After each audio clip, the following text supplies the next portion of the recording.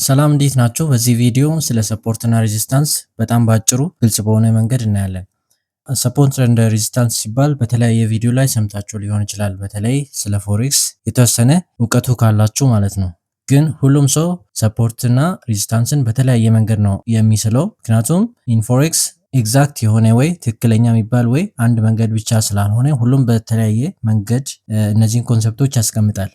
ነገር ግን ኮንፊውዝ ሊያደርግ ይችላል። ምክንያቱም አንዳንዴ ሰፖርት እና ሬዚስታንስ በትክክል ባለመቻላችን ምክንያት ብዙ ሎሶች ሊያጋጥሙን ስለሚችሉ ማለት ነው። በተወሰነ ዴፊኒሽን እንጀምርና ቀጥታ ከሪል ቻርት ላይ የተወሰዱ ኤግዛምፕሎችን በማየት እንዴት እንደምንሰራ በትክክል እናያለን። ሰፖርት ማለት support refers to price levels where buying interest is strong enough to prevent the price from falling further ይላል። ከዚህ ስቴትመንት እንደምናየው ሰፖርት ማለት ባይንግ ኢንተረስት በጣም ስትሮንግ የሚሆንበት ቦታ ማለት ነው። ባይንግ ኢንተረስት ማለት ገዢዎች በጣም የሚበዙበት ሌቨል ማለት ነው። ገዢ ሲበዛ ደግሞ ዲማንድ ሲበዛ ማለት ነው። ገበያ ውስጥ ምን ይፈጠራል? ፕራይስ ወደ ላይ ይሄዳል። ስለዚህ ሰፖርት ፕራይስ ወደ ታች እንዳይወድቅ ብዙ እንዳይቀንስ ወደ ላይ የሚሸከምልን ሰፖርት ወይም ደግሞ ወለል ማለት ነው። በተቃራኒው ደግሞ ሬዚስታንስ ማለት refers to price levels where selling interest is so strong to prevent the price from rising further. ሬዚስታንስ የዛኛው ተቃራኒ ነው። ፕራይስን ወደ ላይ እንዳይሄድ ሪዚስት ማድረግ ነው ስራው። እንዴት አድርጎ ነው ሪዚስት የሚያደርገው? ሴሊንግ ፕሬሸር በጣም ከፍተኛ ስለሚሆን እዛ አካባቢ ላይ ሴለሮች ወይም ሻጮች ስለሚበዙ፣ ሻጭ ሲበዛ ገበያ ውስጥ ምን ይሆናል? ፕራይስ በጣም መቀነስ ይጀምራል ማለት ነው። ስለዚህ ከሆነ ቦታ ሄዶ ከፍ ብሎ እስከሆነ ቦታ ደርሶ እዛ ላይ ሴለር በጣም ሲበዛ ዋጋ ይቀንሳል፣ መውደቅ ይጀምራል ማለት ነው። ሰፖርት እንደ ወለል መውሰድ እንችላለን። ሬዚስታንስ ደግሞ እንደ ጣሪያ መውሰድ እንችላለን። ፕራይስ ወይም ዋጋ እነዚህ ሁለቶቹ ሌቨሎች መካከል ወደ ላይና ወደ ታች ኦሲሌት ያደርጋል ማለት ነው፣ ሰብሮ እስከሚወጣ ድረስ። ወደዚህኛው ኤግዛምፕል መተን ስናይ ፕራይስ የሆነ ጊዜ ላይ ከታች ወደ ላይ እየመጣ ነበር፣ በሰላም እየመጣ ነበር። እዚህ አካባቢ ሲደርስ መውደቅ ይጀምራል። ከዛ አሁንም እንደገና ወደ ላይ መውጣት ይጀምራል፣ ይመለሳል። አሁን እዚህ መሃል እየሄደ ነው። ይሄ ታች ላይ የምናየው የመጀመሪያው ፌዝ አፕ ትሬንድ የምንለው ወይም ደግሞ ፕራይስ ኮንቲኒየስሊ ወደ ላይ የሚሄድበት ሌቨል ነው። ከሆነ ጊዜ በኋላ ግን ሁለት ቦታዎች መካከል ኦሲሌት ማድረግ ወደ ላይ ወደ ታች ማለት ይጀምራል። ሰብሮ በሆነ አጋጣሚ እስከሚወጣ ድረስ እዚህ መሃል ይቆያል። አሁን እንደዚህ አይነት ወደ ላይና ወደ ታች እንቅስቃሴዎች በሚፈጠሩበት ጊዜ ነው ሰፖርት እና ሬዚስታንስ የሚፈጠረው። ቤሲክሊ ሰፖርት ሲባል ሁለት ካንድሎች ብቻ ሰፖርትን ሊሰጡን ይችላሉ። ያ ማለት ፕራይስ ከታች ወደ ላይ መጥቶ አንዴ ወደ ታች ሲዞር ይሄ ቦታ ሬዚስታንስ ልንለው እንችላለን። ከመጣ በኋላ ደግሞ ወደ ላይ ሲዞር ይሄኛው ቦታ ሰፖርት ልንል እንችላለን። ምክንያቱም ሰፖርት ወለል ነው ብለን ነበረ። ነገር ግን እንደዚህ አይነት ወደ ላይና ወደ ታች እንቅስቃሴ በሚበዛበት ጊዜ ሰፖርት እና ሬዚስታንስ በጣም ጥሩ እንዲሆኑ ከተፈለገ ወይም ደግሞ ጥሩ የማሸነፍ ፕሮባቢሊቲ እንዲኖረን ከፈለግን ቢያንስ እንቅስቃሴዎች ኖሮ ሁለትና ከዛ በላይ ጊዜ ከተነካካ ያ ዞን በጣም ጠንካራ ዞን ነው ማለት እንችላለን። ለምሳሌ ፕራይስ ከታች ወደ ላይ መጣና አሁን እዚህ መሃል መንቀሳቀስ ጀመረ ብንል እቺ ታች ላይ የምናያት ሌቨል ስንት ጊዜ ነክተናታል? አንድ ጊዜ እዚህ ጋር ነካን፣ ሁለት ጊዜ ነክተናል፣ ሶስት ጊዜ ነክተናል። ሶስቱንም ጊዜ መተን እዚህ ውስጥ በገባን ቁጥር ወደ ላይ ሪጀክት ተደርገን ነበር። እዚጋም ሪጀክት ተደርገናል፣ እዚጋም ሪጀክት ተደርገናል እንደምናየው። ስለዚህ አትሊስት ሁለት ቦታ ላይ ነክተን ሪጀክት ካረግን አሁን ሶስተኛ ጊዜ ተመልሶ ሲመጣ ሪጀክት ሊያደርግ ይችላል። ባይ ኦርደር ልንገባ እንችላለን። ኦር ሰብሮ ወደ ታች ቢወጣ እንኳን ሰብሮ ስለወጣ ወደ ታች የመቀጠል ፕሮባቢሊቲው ይበዛል። ግን አንድ ጊዜ ብቻ ነክቶ ሪጀክት ያደረገ ሌቨል ጥሩ ሌቨል አይባልም። ለምን እንደሆነ እናያለን። አሁን ይሄ በታች በኩል ያለው ሰፖርት ነው ብለናል።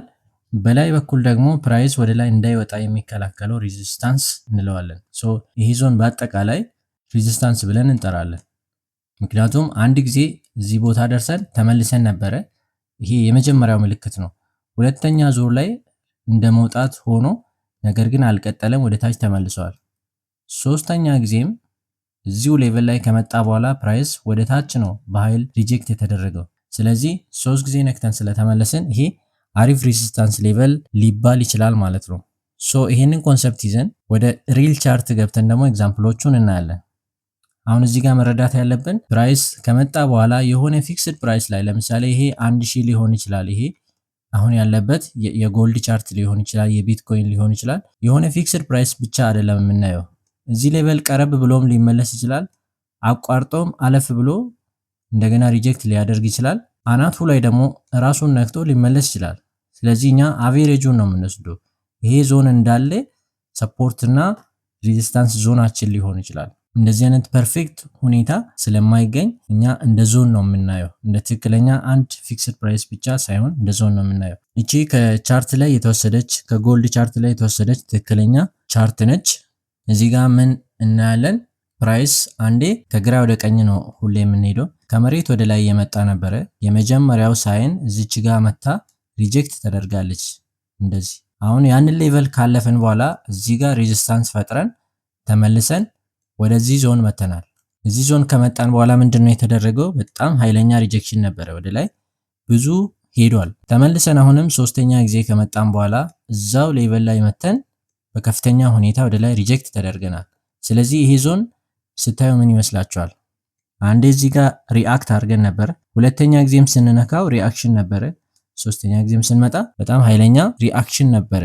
ስለዚህ እዚህ ቦታ ላይ ምን አለ ማለት ነው? ፕራይስ እዚህ በመጣ ቁጥር ወደ ላይ የሚመነጠቅ ከሆነ እዚህ ሌቨል ላይ ከፍተኛ ዲማንድ አለ ወይ ደግሞ ባየሮች አሉ ማለት ነው። ይሄ ባይንግ ፕሬሸር ይበዛል ማለት ነው እዚህ ሌቨል ላይ።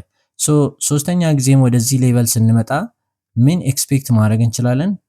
ፕራይስ ወደ ላይ አሁንም እንደሚሄድ ኤክስፔክት ማድረግ ይቻላል። ኦር ደግሞ በሆነ ሚንስ ወይ አንዳንድ ዜና ኖሮ ሰብረን ወደታች እንኳን ብንወርድ ከወጣን በዚህ ወደታች የመቀጠል ፕሮባቢሊቲ አለ። ኤኒ ታይም ፕራይስ ወደዚህ ኤሪያ ሲቀርብ አቴንሽን እንሰጠዋለን ማለት ነው። ልክ እንደ ሁለቱ ጊዜ አሁንም ሶስተኛ ጊዜ ይሄንን ሌቨል ነክቶ ወደ ላይ ይሄዳል ወይስ አቋርጠን ወደታች እንሄዳለን? በሁሉም ኬዝ ትሬድ ማድረግ ስለምንችል ትኩረት ሰጥተን መጠበቅ አለብን ማለት ነው። ስለዚህ በዚህ ኬዝ ይሄ ታች በኩል ያለው ሌቨል ጥሩ ሰፖርት ሌቨል ሊሰጠን ይችላል። ይሄ ሰፖርት ሌቨላችን ነው። በላይ በኩልም ደግሞ ሬዚስታንስ እንደዚሁ ማስቀመጥ እንችላለን። ሬዚስታንሳችን ደግሞ ይሄ ነው። ለምን በሚቀጥሉት ላይ እናያለን። እዚህ ሌቨል ላይ አንዴ ሪጀክት አድርገናል ወደ ታች። ሬዚስታንስ ጣሪያ ነው ብለን ነበረ። አሁንም ከሆነ ቆይታ በኋላ እዚህ ሌቨል ላይ ሲመጣ ወደ ታች ሪጀክት ተደርጎ ነበረ። ስለዚህ ይሄም የምናየው ጥሩ ሬዚስታንስ ሌቨል ነው። እዚህ መሃል ነው አሁን እንቅስቃሴ እያደረግን ያለ ነው። ከረንትሊ እዚች አካባቢ ነው ያለ ነው። አሁን ያለበት ፕራይስ እዛ ጋር ነው። ወደ ታች እየመጣ ከሆነ እዚህ ሌቨል ሲቀርብ ትኩረት ሰጥተን እንከታተላለን። ሰብሮ ወደ ታች ይወጣል ወይስ ወደ ላይ ይመለሳል የሚለውን በትኩረት እንከታተላለን። እስቲ ምንድነው የሚያደርገው እኛ ውስጥ እዚህ ጋር እንደምናየው ይሄ ቀዩ ካንድል በከፍተኛ ኃይል ወደ ታች መጥቶ እቺን ሌቨል ሰብሮ ታች ተዘግቷል። የምናየው ፕራይስ እየተጓዘ እቺን ዞኗን ማቋረጡን ብቻ ሳይሆን እዚህ ጋር ዝቅ ብሎ መዘጋቱን ቼክ ማድረግ አለብን። አሁን እንደምናየው በዚህ ኬስ ቀዩ ካንድል ከዚህ ሌቨል ዝቅ ብሎ ሰብሮ ተዘግቷል ማለት ነው። ይሄ ማለት አሁን ፕራይሳችን እዚህ መሃል ሲሄድ ቆይቶ ከዚህ በኋላ ግን ወደ ታች ሊወርድ ዝግጁ እንደሆነ ያሳያል። ኔክስት አድርገን ስናይ እንደጠበቅነው ፕራይስ ወደ ታች ቀጥሎ ብዙ ሄዶልናል ማለት ነው። ይህንን ትሬድ ገብተን ቢሆን ብዙ ትርፍ ማትረፍ እንችላለን። የሚቀጥለው ኤግዛምፕል ላይ ደግሞ እስቲ ሌላ አይነት ፕራይስ አክሽን እኔ እዚህ ቻርት ላይ እንደምናየው ሰፖርት እና ሬዚስታንስ መሳል እንችላለን። ምክንያቱም እንቅስቃሴዎች አሉ። በተለይ ከዚህ ወደዚህ ያለው ላይ ትኩረት ብናደርግ ፕራይስ እንዴት የሆነ ነው? ኦሲሌት የሆነ ነው ሁለት ቦታዎች መካከል። የመጀመሪያው በጣም ወደ ኋላ መሄድ የለብንም። አሁን እዚህ ቦታ ላይ መተን ምናምን ወደ ግራ በጣም መሄድ አያስፈልግም። እዚች ጋር ስናይ ከዚህ ሪጀክት ተደርጎ ወደ ታች ሄዶ ነበር ፕራይስ። ድጋሚ ደግሞ ከሆነ ቆይታ በኋላ ሲመጣ እዛው ሌቨል ላይ መጥቶ ወደ ታች ሄደዋል። አሁን ሶስተኛ ጊዜ ላይ ግን ወደ ላይ የመውጣት ሁኔታ እያሳየ ነው። ስለዚህ አሁን ወደ ላይ ሊወጣ ከሆነ እንዴት ነው ትሬድ መግባት የምንችለው? እሱን እናያለን። በመጀመሪያ ሰፖርትና ሬዚስታንሳችን እስቲ እናስቀምጠው በትክክል። እዚች ጋር ሰፖርታችን ልትሆን ትችላለች እቺ። ምክንያቱም በቅርብ ጊዜ የተፈጠረችው ሰፖርት እቺ ነች። ከዚህ ነው ወደ ላይ እየሄድን ያለ ነው። ወደ ግራም መተን ስናይ ያ ሌቨል ተነክቶ ነበረ። ኢቭን እንኳን ወደ ግራ አሁንም ራቅ ብለን ብንሄድ እሱ ሌቨል ከዚህ በፊትም ፕራይስ ከዛ ሪጀክት ተደርጎ ነበረ። ይሄ የምናየው ሌቨል ጥሩ ሰፖርት ሌቨል ሊሆን ይችላል። በላይ በኩል ሬዚስታንስ ሊሆን የሚችለው ደግሞ ይሄ ላይን ይሆናል። ምክንያቱም ከዚህ ሌቨል አንዴ ወደ ታች ሪጀክት ተደርገናል። ከዚህ ቀደምም በጭራው ነክተን በጣም ወደ ላይ ተመልሶ እዚህ አካባቢ ተዘግቶ ነበር። ይሄ ሌቨል እንደምናየው እዚህ ጋርም ራሱ እንደምናየው ከዚህ በፊት የነካካ ነውና እሱ ሌቨል በነካን ቁጥር የሆነ ሪአክሽን ሲፈጠር ነበር። ኃይለኛ ሬዚስታንስ ሌቨላችን ነው እሱ። አሁን ምንድነው የምናየው በመቀጠል ፕራይስ እቺ የመጨረሻዋ ካንድል ከዚህ ሬዚስታንስ ካልነው ሌቨል አልፋ ከሱ በላይ ተዘግታለች። እዚህ ጋር እንደምናየው አሁን እቺን ስናይ አንድ ጊዜ እንደ መስበር ሆኖ ግን እዛ ጋር አልተዘጋም፣ ተመልሶ ታች ላይ ነው የተዘጋው። በጣም ነው የተባረረው። አሁንም ሌላ ጊዜ ወደ ላይ ከመጣ በኋላ ሞክሮ ግን አልፎ መዘጋት አልቻለም። እቺኛዋ ግን የመጨረሻዋ አልፋ ከሌቨሉ በላይ ተዘግታለች። ያ ማለት ሌሎቹ ማድረግ ያልቻሉትን ይሄ ማድረግ ያልቻለውን ይሄ ማድረግ ያልቻለውን እቺም ካንድል ያልቻለችውን አድርጎ ከሌቨሉ በላይ ተዘግቷል። ይሄ ምን ያሳያል? ማርኬት ላይ ስትሬንግዝ እየመጣ ነው፣ ወደ ላይ የመሄድ ሁኔታ እየተፈጠረ ነው ማለት ነው። ይሄንን በምናይበት ጊዜ ወዲያው ባይ ትሬድ ገብተን በጥሩ ሁኔታ እንደዚህ ማሸነፍ እንችላለን። ሶስተኛው ኤግዛምፕላችን ይሄ ነው። ከቅድሙ ጋር የመመሳሰል ነገር አለው። ስቲችን እናንተ ራሳችሁ ሰፖርት እና ሬዚስታንስ የቱ ጋር ሊሳል እንደሚችል ለመገመት ሞክሩ። ይሄ ማርኬት እዚህ ጋር እንደምንረዳው ሃይሊ ቤሪሽ ማርኬት ይባላል። ወደ ታች የሚሄድ ማርኬት ነው። እዚህ ጋር ወደ ላይ መተን በጣም በኃይለኛ ሁኔታ ወደ ታች ወርደን ነበር። ከዛ አሁን ተመልሰን እዚህ መሃል መንቀሳቀስ ጀመርን። ብዙ ጊዜ ከከፍተኛ እንቅስቃሴ በኋላ ማርኬቱ ቀዝቀዝ ይልና ኃይሉን ይጨርስና ከሆነ ሁለት ቦታዎች መካከል ላይና ታች እያለ ኃይል መሰብሰብ ይጀምራል። ያ ኮንሶሊዴሽን ኤሪያ ይባላል።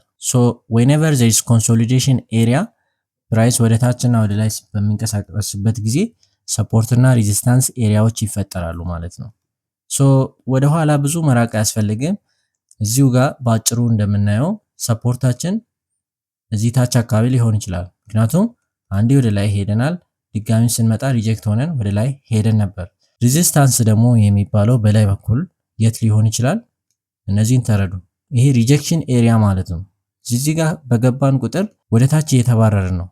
አሁንም መተን ወደ ታች ተባረናል። ይሁት ይሄ ሁሉ። ስለዚህ ይሄ በላይ በኩል ያለው ጠቅላላ ዞን ሬዚስታንስ ዞናችን ሊሆን ይችላል። ግልጽ ነው አይደል? ስለዚህ ስናይ ይሄ ሰፖርት ኤሪያችን ነው፣ ይሄ ሬዚስታንስ ኤሪያችን ነው። እዚህ ጋር አስተውለን ከሆነ ሬዚስታንስን ስናስቀምጥ እዚህ ጋርም ሊሆን ይችል ነበር፣ እላይም ሊሆን ይችል ነበር። እኛ የምንወስደው አቬሬጅ ነው። አሁን በዚህ ጋር ላይ ከፍ ብላ ነው ያለችው። ወደ ኋላ ደግሞ ሄደን ስናይ ጭራዎቹ ረዘም ስለሚሉ መሃል አካባቢ ላይ ነው አቬሬጁን የወሰድነው። ያ ሬዚስታንስ ኤሪያችን ከሆነ እቺ የመጨረሻዋ ካንድል ልክ እንደ ቅድሙ ሰብራ ወጣ ላይ ስለተዘጋች ወደ ግራ ደግሞ በምናይበት ጊዜ ፓዛችን በጣም ንጹህ ነው። ይሄ ንጹህ መሆኑ በጣም አስፈላጊ ነው ትሬድን ለማሸነፍ። እንደዚህ አይነት ዞኖችን ኤልቲኤ ጽሁፌ አያምርም። ኤልቲኤ ይባላል። ኤልቲኤ ማለት ሎ ትራፊክ ኤሪያ ማለት ነው። ወደ ታች በምንወርድበት ጊዜ ብዙም የሚከለክለን ነገር አልነበረም። ባጭሩ ነው የወረድነው። ያ ማለት ወደ ላይ ትሬድ በምንገባበት ጊዜም በቀላሉ ተመሳሳይ ሙቭ ሊደገም ይችላል ማለት ነው። እቺ ካንድል ሰብራ ላይ ተዘግታለች። በግራ በኩል ደግሞ ስናይ ንጹህ ኤሪያ አለን፣ ምንም እንቅፋት የሌለበት። ስለዚህ የሚያምር ትሬድ ሊሆን ይችላል ማለት ነው። ይሄ እዚህ ጋር እንደምናየው በጣም በሚያምር ሁኔታ ወደ ላይ ሄዷል ማለት ነው። ምርጥ ፕሮፊታብል ትሬድ ሊሆን ይችል ነበር ማለት ነው እዚህ ጋር ብንገባ። አንድ የመጨረሻ ኤግዛምፕል እዚህ ጋር እናያለን። አሁንም በዚህ ኬዝ ማርኬት ከመሬት ወደ ላይ እየሄደ ነበር በኃይል። ከዛን ቀዝቀዝ ማለት ጀመረ። ከዚህም እነዚህ ሁለት ዞኖች መካከል መንቀሳቀስ ጀመረ። ሰፖርት እና ሬዚስታንስ ማግኘት ቀላል ነው አይደል? እዚህ መሃል መንቀሳቀስ ከጀመርን ይሄ በላይ በኩል ያለው ሬዚስታንስ ዞናችን ነው። እዚህ ጋር ደግሞ ታች ላይ ሰፖርት ዞናችን ሊሆን ይችላል ማለት ነው። የምንጠብቀው ምንድነው?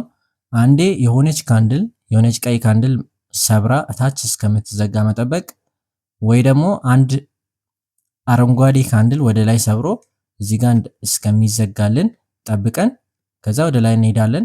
ወደ ታች ደግሞ ሰብሮ ከተዘጋ ወደ ታች ሴል እንገባለን ማለት ነው። በዚህ ኬዝ ትክክለኛ ሰፖርት እና ሬዚስታንስ ኤሪያችን ምን ይሆናል? ይሄ ሬዚስታንሳችን ይሆናል። እንዴት እንደነካ ነው እዚህ ጋር ማየት ይቻላል። እዚህ ጋር ቦዲዎቹ ነበሩ። እዚህ ጋር ደግሞ በጭራው ትንሽ ነካ አድርጎ ተመልሶ ነበር። ሬዚስታንሳችንን በታች በኩል በዚህ መልኩ ሊሳል ይችላል። አሁን እዚህ ጋር እንደምናስተውለው እቺ የመጨረሻዋ ቀይ ካንድል በትንሹም ቢሆን ሰበር አድርጋ ተዘግታለች። ሬዚስታንስ ኤሪያውን እንደ መስበር ሆና ተዘግታለች። ይሄ ምን ይጠቁማል? ቀጥሎ የሚከፈተው ካንድል ወደ ታች ቀጥሎ ይሄንን ዞን ሊጨርስ ይችላል ማለት ነው። እዚህ ጋር እንደምናየው ከፍተኛ ሪጀክሽን ነበረ።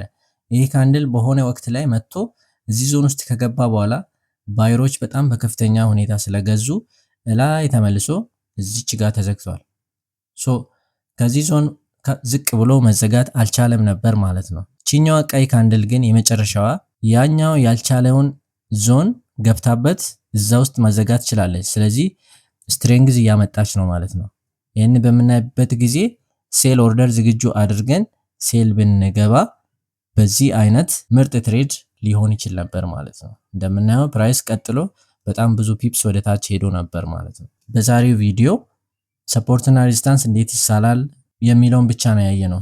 ከዚህ በተጨማሪ ግን ከሰፖርትና ሬዚስታንስ ወጣ ስንል ወይም ከዛ ዞን ዝቅ ከፍ ብለን ስንዘጋ ትሬዱን ለመግባት ምን አይነት ምልክቶች እንጠቀማለን የሚሉትን ነገሮች በሰፊው በሌላ ቪዲዮ ተመልሰን እናያለን። ለዛሬው ይሄ ነበር። ቻው።